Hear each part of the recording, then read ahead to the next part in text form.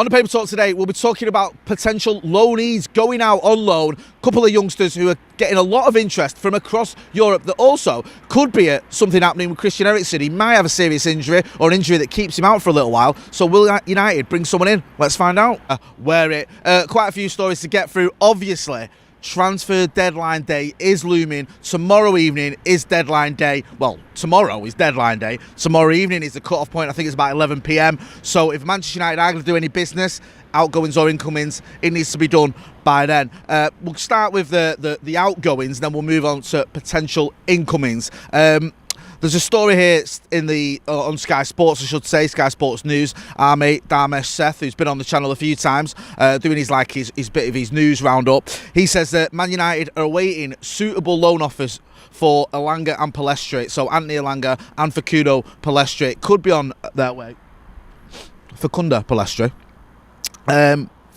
could be on their way to various clubs, different clubs being linked with him. The interesting one with Elanga is there was talk that Dortmund could be in for him on a loan move, which that would be a very good loan move for him and probably for Manchester United. A lot of people seem to have given up on Anthony Elanga, saying that he's not good enough and they just need to sell him, but maybe a loan move could do him a bit of good. He's only 20 years old. I don't think he's been handled the right way at Manchester United. He might not be good enough, but a loan move will give us some indication as to what level he's at. We've seen what Amad Diallo's done at Sunderland. Some people are writing him off. So who knows? Facundo Palestre, another one who's been linked with a loan move. There's nothing concrete as to where that could be. Just says there's several clubs interested, about up to 10 clubs interested in Elanga as well. So just shows you the sort of the levels that he's at, where you dismiss him, but there's still a lot of clubs that look at him, and who knows, there may still be a future at Manchester United after that loan move. One player who won't be going anywhere is Victor Lindelof. It seems that Inter Milan were interested, but Fabrizio Romano has tweeted, he said, he's talking about Inter Milan, and he says, Victor Lindelof option in the list, but Man United want to keep him. Makes sense that United want to keep him. Loaning him out doesn't do anyone any favours. I mean, we don't need to look at him to see whether he's good enough. He's not a youngster. Also, he is in a position where we have needed him this season. He has had games, and also we have had injuries and suspensions in those positions. So I'd be very surprised if Victor Lindelof went anywhere. Like I say, it doesn't make any sense, and I can see why United are saying no, he's not for sale or up for a loan move. As always, though, there's another 24 hours to go, or a bit more than 24 hours. We'll keep you posted if anything changes. In terms of one more story actually before we get into incomings.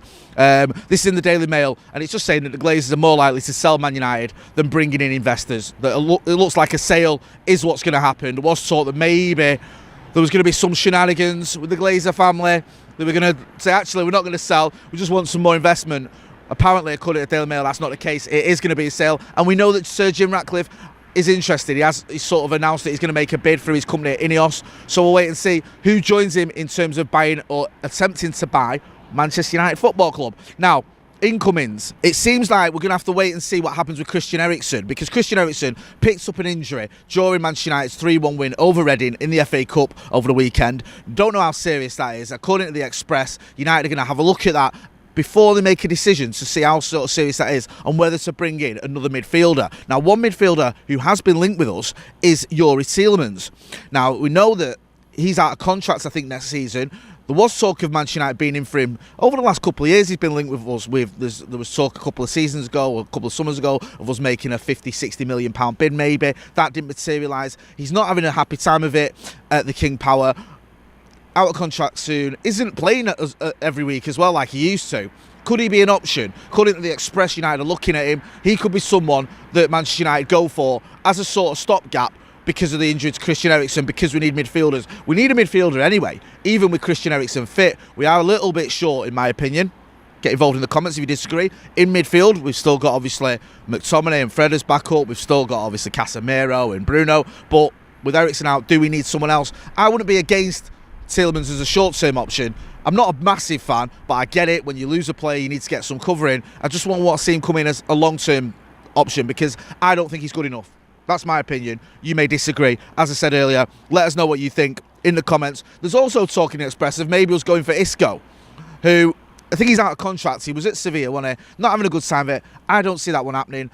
I've never been a big fan. I know he's won trophies and was at one point one of the most talked about youngsters in the world and did more than bits at Real Madrid. I don't know. Get involved in the comments. Let us know what you think. Do you want to see us go? Do you want to see Yuri Tielemans? Do you think either of those transfers could or should happen in this window? One transfer that did happen in this window 3 years ago was Bruno Fernandes. 3 years ago today, Bruno Fernandes joined Manchester United from Sporting Lisbon.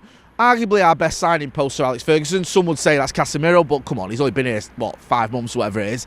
So Bruno Fernandes, probably, certainly one of, if not the best signing post Fergie. 3 years since he arrived. His game's kind of changed, hasn't it now? He was a goal-scoring, attacking midfielder. Now he's a bit more of an 8. But I'm glad we've got Bruno Fernandes. I think he's having a good season, and I think he's been a very good signing for Manchester United. And you can't say that very often about post Sir Alex Ferguson transfer deals, can you? Hopefully, though, we can say it tomorrow if we bring someone else in. As always, we'll be live. We'll be keeping you posted. Any movements, any deals, any outgoings or incomings, we'll have you covered. So make sure you are subscribing to the channel and following us on socials. I've been Jay Motti, outside, getting warmer, Old Trafford.